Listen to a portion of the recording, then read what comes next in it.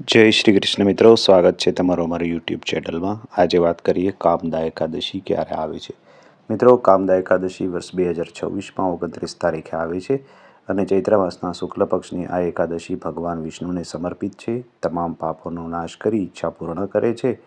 મિત્રો, એકાદશીના શરૂઆત 28 માર્ચે સવારે 8:45 થાય છે અને પૂર્ણાહુતિ 29 તારીખે 7:46 કલાકે થાય છે। મિત્રો, એકાદશીની તિથિની શરૂઆત આમ તો 28 તારીખે થાય છે, પણ ઉદયાતિથિ મુજબ 29 તારીખે 7:46 સુધી આ એકાદશી રહેવાની હોવાથી આપણે તેને 29 તારીખે ઉજવીશું અને પારણા 30 માર્ચના રોજ સવારે 6:15થી 8:36 સુધી પારણા કરવાના રહે છે। તો આ રીતે શુભ મુહૂર્તમાં એકાદશીનું વ્રત કરી તેની વિધિ કરવાની રહે છે।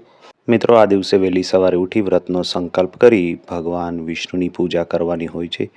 પીળા વસ્ત્રો પહેરી ઘરમાં પવિત્ર સ્થાન ઉપર ગંગાજળ છાંટી અથવા મંદિરમાં ગંગાજળ છાંટી ભગવાન વિષ્ણુ લક્ષ્મીનારાયણની મૂર્તિની સ્થાપના કરી અને તેની પીળા ફળ, પીળા ફૂલ અને પીળી વસ્તુનો ભોગ લગાવી તેની પૂજા કરો। વિષ્ણુ સહસ્ત્ર નામના પાઠ કરી ભગવાન વિષ્ણુની મનમાં સ્તુતિ કરો અને ત્યારબાદ પૂજા સંપન્ન કર્યા બાદ આપણે આ કથાને સાંભળવાની છે અથવા તો બોલવાની છે।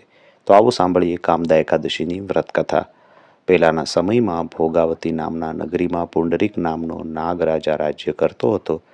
તેમની સેવામાં ગંધર્વો, યક્ષો, અપ્સરાઓ અને કિન્નરો સદા હાજર રહેતા હતા।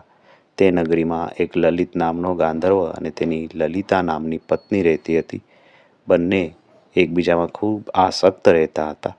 બંને એકબીજાને ખૂબ પ્રેમ કરતા હતા। એક વખત પુંડરીકની સભામાં લલિત ગીતો ગાતો હતો। અચાનક તેને લલિતાની યાદ આવી, તેથી તે ગાયનમાં ભૂલ કરવા લાગ્યો અને તેના મનની સ્થિતિ એ કર્કોટક નામનો નાગ જાણી ગયો।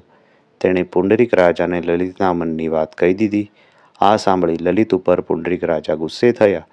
તેમણે તત્કાળ લલિતને શ્રાપ આપતા કહ્યું કે હે પાપી, હે કામી, તું તત્કાળ રાક્ષસ બની જા। શ્રાપ સાંભળતા જ લલિત મહાભયંકર રાક્ષસ બની ગયો। તે હિમાલય જેવો વિશાળ કાળા કોલસા જેવો તેનો રંગ થઈ ગયો। તેના નેત્રો લાલચોળ થઈ ભલભલા ડરી જાય તેવા થઈ ગયા।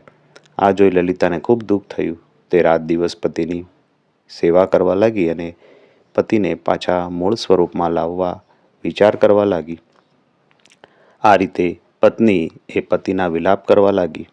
લલિત રાક્ષસ જે સામે તેને ખાઈને પોતાના પેટનો ખાડો પૂરતો હતો। આમ બંને ફરતા ફરતા વિંધ્યાચળ પર્વત પર પહોંચી ગયા, જ્યાં ઋષ્ય શૃંગ મુનિનો આશ્રમ જોયો। ત્યાં જઈને મુનિને ભાવથી બંને પ્રણામ કર્યા અને